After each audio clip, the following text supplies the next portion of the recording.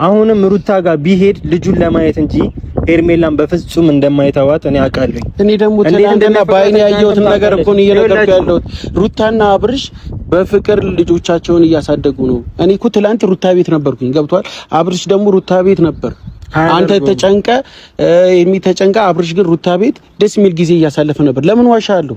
ከፈለክ አብርሃም ጠይቀው ማግኘት ከቻለ ገብቷል። ከፈለክ ሩታ ቤት ያለበት እኮ ነው የጠፋነው አብርሃም ሩታ ቤት ነው። እኔ ደግሞ እየነገርኩ ነው ከሩታ ጋር ቆንጆ ጊዜ እያሳለፈ ነው።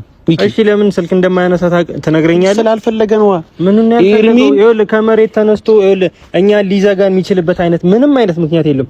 ከሩታ ጋር እንኳን ሊመለስ ሀሳብ ቢኖረው ሄርሜላን አንድ ነገር ባላት ግን ምንም ነገር ሳይላ ከመሬት ተነስቶ ባንዴ ሰለብ ብሎ ከሩታ ጋር እንደዚህ ጀምሯል ብላችሁ እናንተ የምታወሩት አንድ ነገር ሳታረጉት በምንም አይነት ተአምር ማለት ነው። አብርሃም ከመሬት ተነስቶ እንደዛ ያደርግም። አንድ ነገር ምን አለ ውስጣችሁ ላይ ያሰባችሁትን ተንኮል ለኛ አትንገሩን። እኛ ምንም ነገር አላሰብንም። አብርሃም ወዶና ፈቅዶ ሩታን ከዚህ በፊትም ስለሚወዳት ከዚህ በፊትም ስለሚያፈቅራት ዛሬም ድረስ ፍቅሩ ስላልቀነሰ ከሩታ ጋር ሆኗል። ገብቷል። ለእናንተ ደግሞ ስልክ ያላነሳላችሁ ያን ያደረገው ነገር ሸም ይዞት አሁን ኤርሚን አልወድሽም ማለት ስለከበደው ያን ተናገራት የውሸት ቃላቶች ዛሬ ላይ የእውነት አይደሉም ማለት ስለከበደው ስልክም ያላነሳላችሁ። ይሄ ነገር ደግሞ ልጁን ከምታስጨንቁት እናንተ አእምሮ እንዳለው ሰው ማሰብ ትችላለህ። ሚኪ አንተ ወንድ ልጅ ነህ።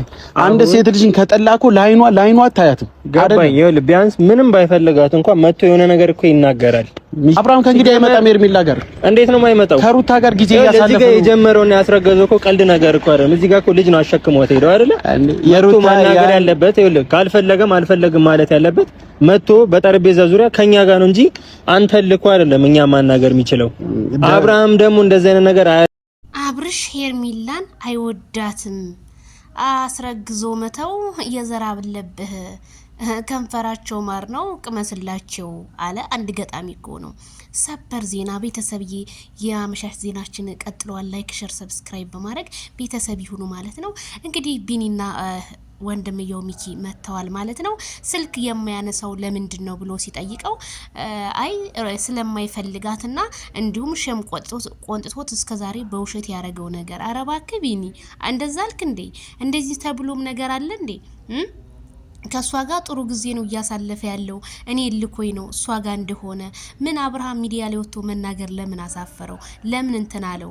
ይሄ እንደ ቀልድ ህዝብ ላይ አመት ከምናምን ሙሉ ስትጫወቱ የነበረው ድራማ ነው ማለት ነው ወይስ ምንድነው? ግልጽ ሊሆንልን አልቻለም።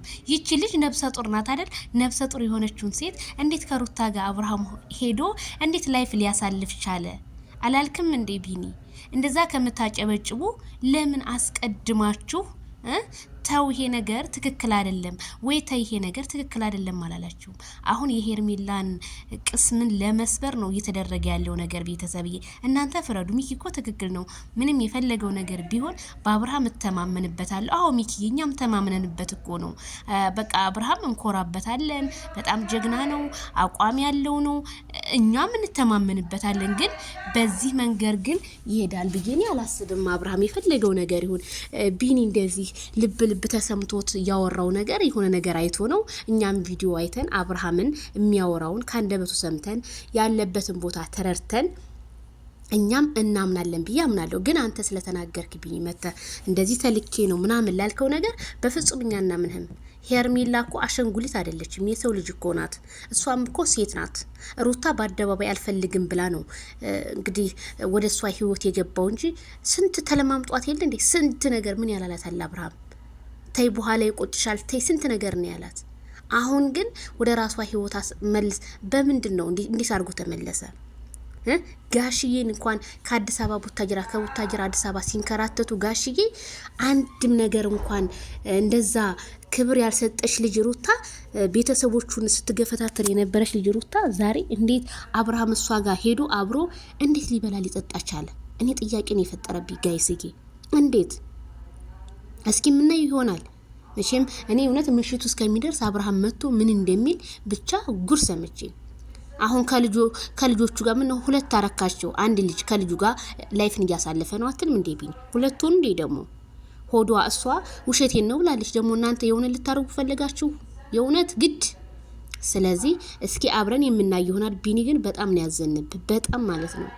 ሚኪ እውነቱን ነው፣ ግልጽ ነው የተናገረው ንግግር። አብርሃም መልስ